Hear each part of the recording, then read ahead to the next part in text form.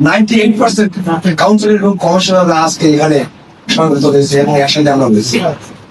আজকে আর অল্প কিছুক্ষণের মধ্যেই আমরা যে কমিটিটা এখানে আমরা সকলে মিলে অনেকজনে আমরা একসঙ্গে ছিলাম, সবাই মিলে আমরা একটা কমিটি করেছি। সেই কমিটি এখন ইনশাআল্লাহ ঘোষণা হবে।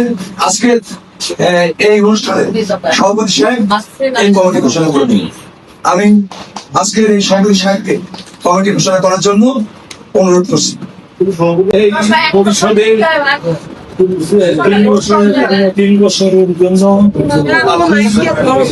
কাউন্সিলর সভাপতিত্ব করবেন এবং সাধারণ সম্পাদক ওয়াদিল হাসান সেনাকে নির্বাচিত করা হয়েছে।